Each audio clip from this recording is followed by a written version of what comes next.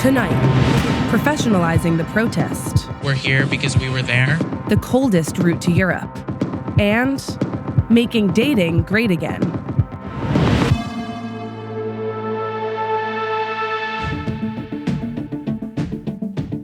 For almost an hour today, President Trump held an emotional listening session with parents and students from Parkland, Florida and Newtown, Connecticut, as well as educators from D.C. and other cities, on what needs to be done about gun violence in schools. I'm very angry that this happened, because it keeps happening. 9/11 happened once, and they fixed everything. How many schools, how many children have to get shot? It stops here with this administration and me. I'm not gonna sleep until it's fixed. One photographer caught notes Trump brought in with him. At the bottom of the list, the words, "I hear you." Among the proposals he discussed were strengthening background checks, looking into raising the purchasing age for certain guns, and arming more school employees.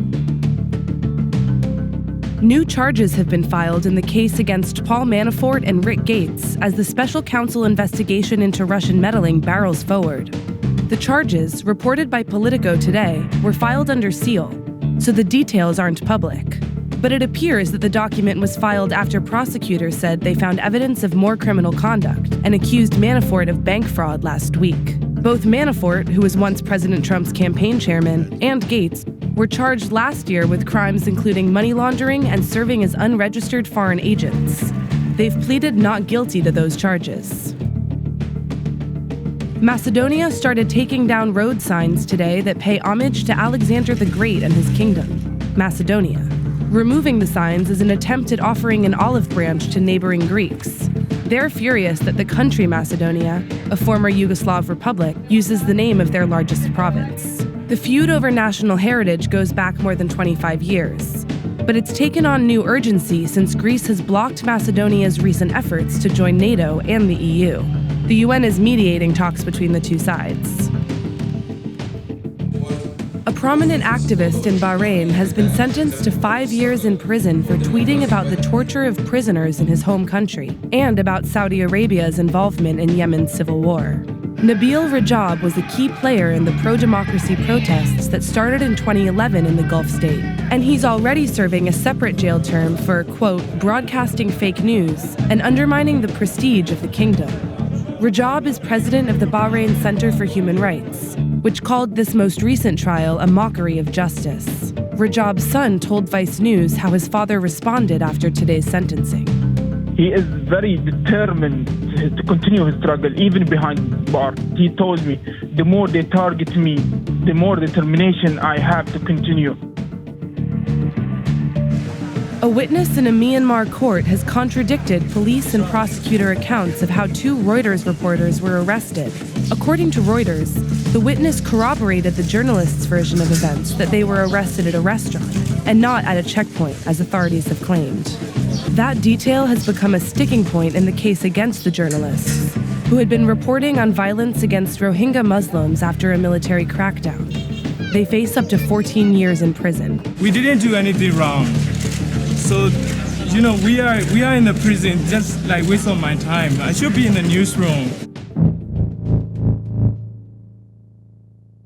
Brandon Carrasco is a freshman at Marjorie Stoneman Douglas High School. I sat down with a group of brave students here. We're joined by a senior at the school. Joining us now are 2 students. Joining me now, Haley Betancourt. Isabella Gomez. Joining us now is Melissa Falkowski. We turn now to a young woman named Samantha Grady. She's a junior at that high school.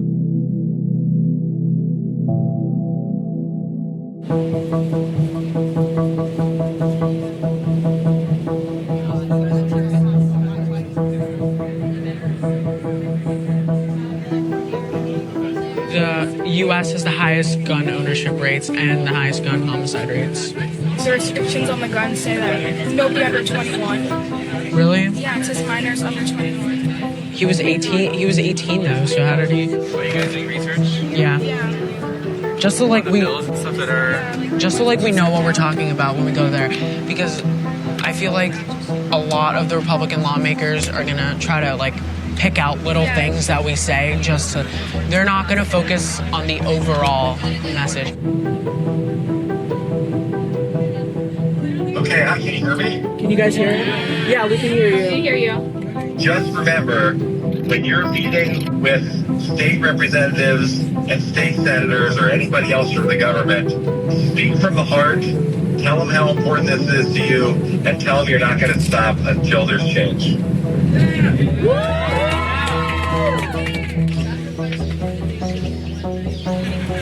We're at the Florida State Civic Center, and we're all here. We're all going to rest up tonight, and we're all going to make change happen tomorrow.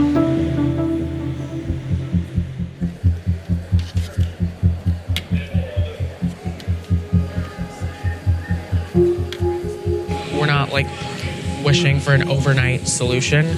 We're here to get the conversation started, and we're here because we were there. P-H-I-L-I-P. How old are you, please? 16.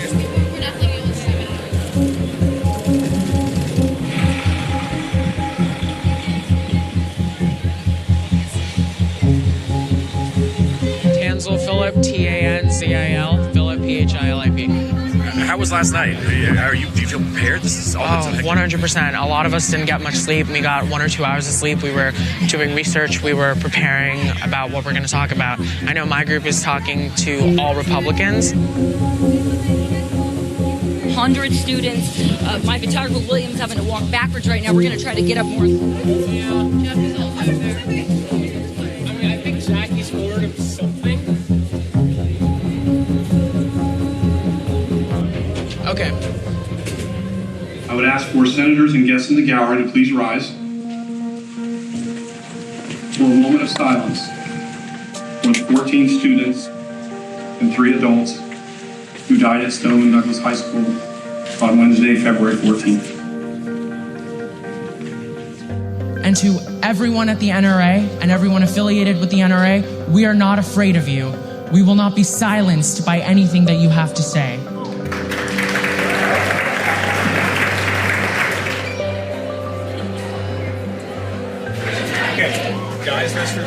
We've only been to 2 meetings so far, and they say they've planned 70 meetings, but we've only been to 2, and I know we're going to more throughout the rest of the day, but I haven't been getting, like, good, solid vibes and feedback. When someone's being fake, you can tell when they're like, and they're just like, they're not saying anything.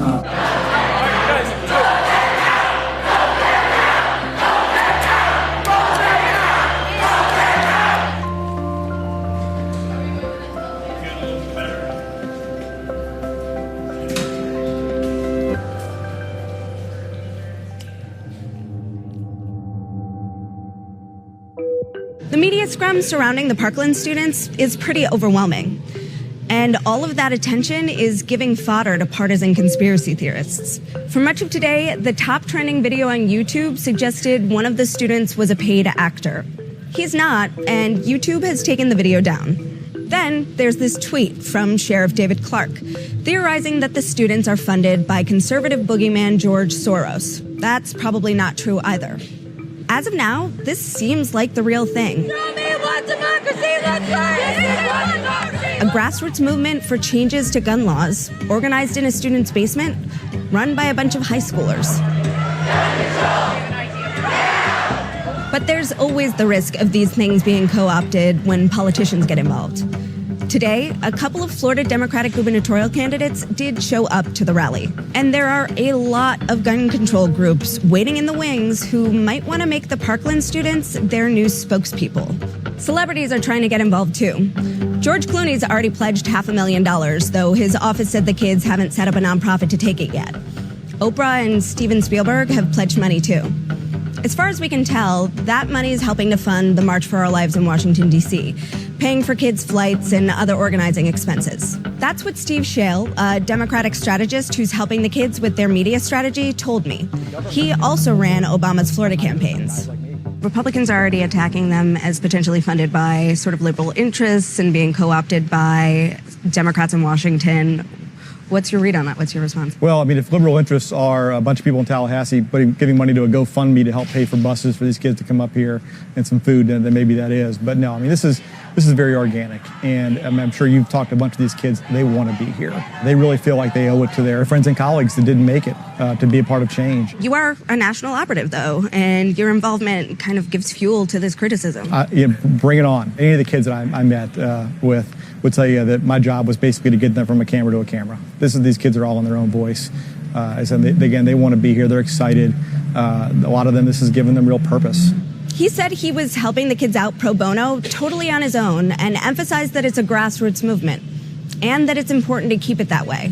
Frankly, if you look at any successful social justice movement in the last 50 years, whether it was civil rights or the LGBT movement, the Me Too movement recently, I mean, these are all being driven by real people. And the nation's attitudes on guns is not going to change because people run television ads or politicians give speeches. They're going to change because kids talk to their parents talk to their friends, and one-on-one, that's how we're going to get there. And again, I think the risk is that, frankly, politicians get in the way of that.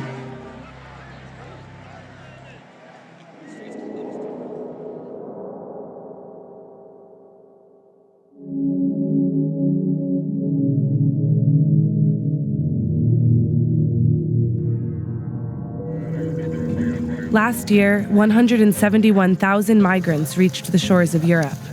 That's down from more than 1 million at the height of the crisis in 2015. The majority of them now pass from Libya to Italy on the central Mediterranean route, a perilous crossing that took the lives of almost 3,000 people in 2017. But even those who do reach Italy safely have to confront a new set of risks if they want to make it farther into Europe.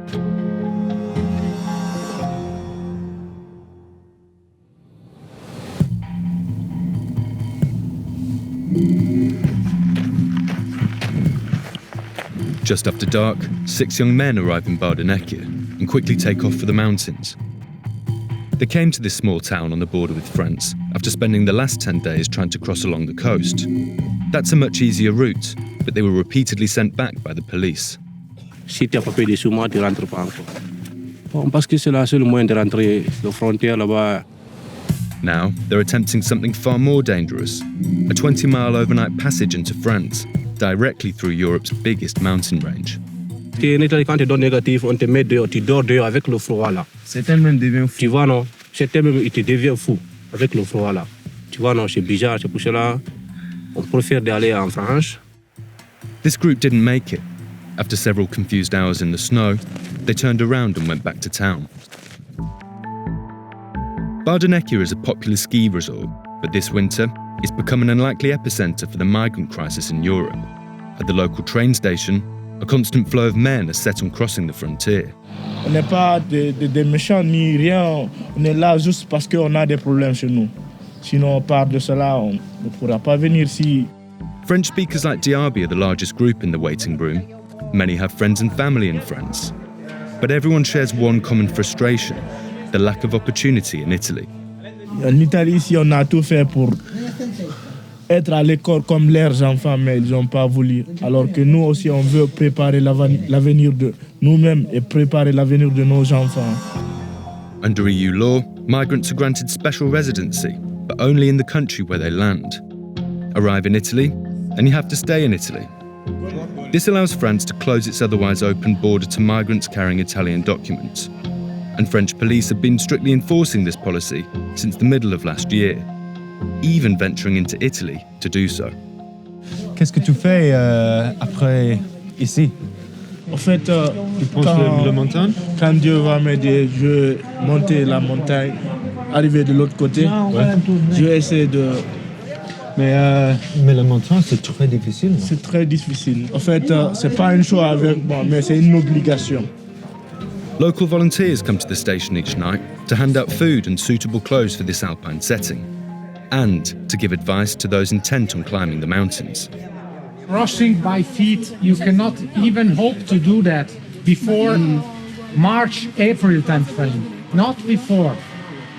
Please don't try. Okay. And why Bardonecchia? Because this is the closest railway station to the French border. simply because of this. Bardonecchia was as close to France last year as it is this year. Yeah, but what's happened this year that meant that more people are coming? Last year they crossed by Ventimiglia area. Now that path is blocked. Right. The Italian police and the French police closed completely. And so they have to look for other passages. Despite knowing the risks, Diaby and 3 others decide to test their luck the next morning. One of them documents the journey on his cell phone. ماشيين فرنسا بيقول عنا فرنسا الحدود كله مقفل عادي نروح بأي طريقة. 4 hours into their trek, they're struggling in the deep snow. الله يخشمنا نشوف زاد. أنا قلت لك نحن جينا غلط. إلى أين؟ نعم ضايعين أعلم والشمس ما زالت تروح والبرد ما زال ينزل هلا. هذه مشكلة يا صديقي. Italy's Alpine Rescue Team monitors the mountains for anyone in danger. They've assisted migrants more than 30 times so far this winter, compared to twice all of last year. Mi ricordo di un intervento in cui abbiamo fatto a dicembre del 2017. Alcuni di loro erano senza scarpe e senza guanti, le avevano perse nella neve. Ho capito che erano molto spaventati. Loro non sapevano quale pericolo li aspettava.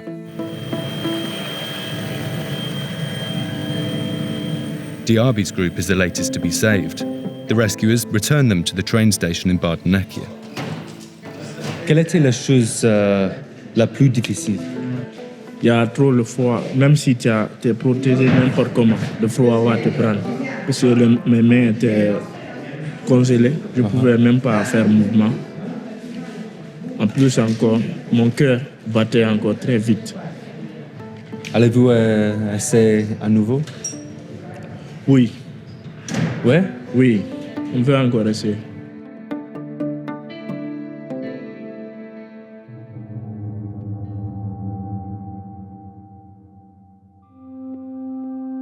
Tomorrow, the state of Alabama is scheduled to execute 61-year-old Doyle Lee Ham by lethal injection. Ham was sentenced to death in 1987 for murdering a motel clerk during a robbery. But while Ham's been waiting on death row, he's also been dealing with lymphatic cancer, diagnosed 4 years ago. Although the state argues Ham's cancer is in remission, his attorneys say the condition is terminal. And it's a point that advocates have seized on to ask Alabama to halt the execution. This morning, Alabama Attorney General Steve Marshall said no to that request. The petition includes a lecture to me from all people of the United Nations describing this as, quote, the ghoulish execution of a terminally ill man. It gives you no understanding of the victim and the consequences to the victim's family of this heinous act. The case is opening up a new front in the debate over the death penalty. What it means for the state to keep inmates alive when it's already sentenced them to die. He's been on death row for 30 years, and yes, they're aggressively trying to execute him. Bernard Harcourt has been representing Doyle Lee Ham pro bono since he first came across the case in the early 90s. This is the Doyle Ham room. You have a whole room for Doyle Ham? Yes. That was his mugshot? That was his mugshot, family, pictures. Harcourt gets a phone call from Ham several times a month.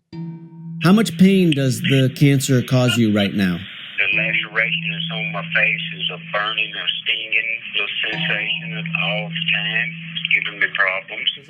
For the better part of 3 decades, Harcourt has fought to get Ham off death row. But in the past few months, he's changed his strategy.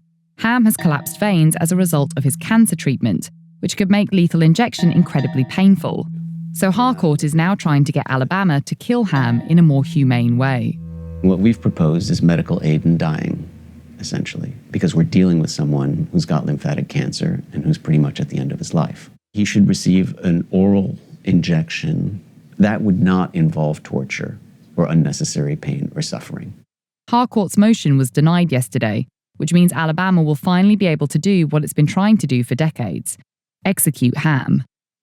But during that same period, Harcourt estimates Alabama has also spent tens of thousands of dollars making sure Ham stayed alive. Why did the state of Alabama spend their time trying to treat his cancer? So the only thing that they treated was the bulging cancerous mass behind his left eye that was going into his cranium. What they're doing is they're doing a delicate balance of keeping him alive just long enough that they can be the ones who execute him and that he doesn't die of natural causes. Do you find it absolutely absurd that that is what the state of Alabama is spending their time doing, keeping someone alive so that they can be the ones to execute him? I wouldn't use the word absurd. I think I would use the word unconscionable. We reached out to the Alabama Department of Corrections. It did not respond. The Attorney General's office acknowledged our request, but declined to comment. Claims like Harcourt's aren't new. There has been a terminally ill prisoner executed in the United States before. In 2007, Oklahoma executed Jimmy Dale Bland, who had terminal lung cancer. But it's going to be a problem more states will have to deal with. The death row prisoner population is getting older, and more than 40% of those sent to death row since 1977 are still there. It's the legacy of massive incarceration in this country and a punitive system in the 1970s and 80s and 90s that has left us this legacy of aged and infirm prisoners. And so, yeah, we're making a turn into hell.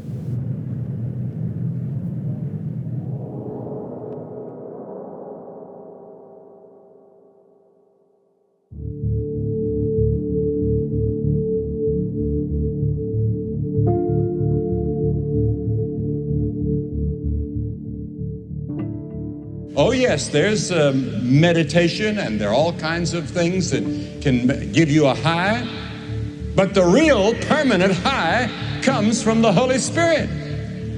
And He gives you a high even in your low moments. And you know, in preaching, I like to have liberty in preaching, we call it. But that has nothing to do with power. Many times when I have not had liberty in preaching, there has been the power of the Holy Spirit in the service.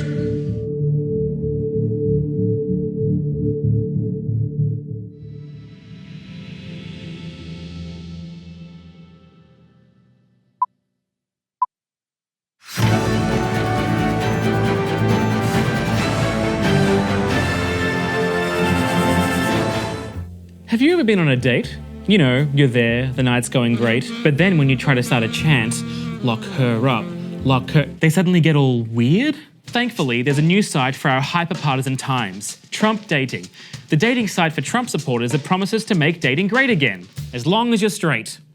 Trump Dating's launch has been a little bumpy. It initially allowed users to classify their relationship status as happily married or unhappily married, which would have been great for when you want to meet up with another happily married person, so you can both discuss your shared passion for the sanctity of marriages other than your own. The site also had to change its feature image after it was found that the man originally featured was convicted of sex with an underage girl. You know, just usual website launch hiccups. And before any of you liberal snowflakes ask, no, Trump Dating isn't racist. The fact that there's only images of white people on the front page is irrelevant, because when you sign up, you can record your ethnicity with great specificity, as not just being white, but being Mediterranean, Western European, Eastern European, or Scandinavian, or Black, Latino, or Asian. As long as you're straight.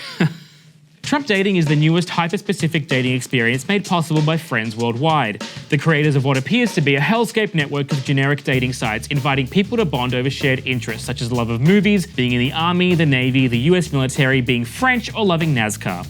Of course, you don't need to be just a straight man or woman to sign up for any of these other websites, which only goes to show just how exclusive Trump Dating is. It's just the latest safe space to appear on an increasingly fragmented internet where every niche is worth catering to. There's a creator platform that allows hate speech, a social network that allows hate speech, and soon a streaming service for Fox News viewers who need more over-the-top opinions. So if you're a straight male and or female Trump supporter looking for love, but Trump Dating's $17 monthly membership fee is too rich for your tastes, don't worry. There's always Reddit, Facebook, Twitter, 4chan, and the rest of the internet for you to find someone who feels their identity is just as threatened as yours. And when your grandchildren ask how you met, you can proudly tell them about how decades ago, a president named Donald J. Trump tore the country apart, but brought two hearts together. Oh.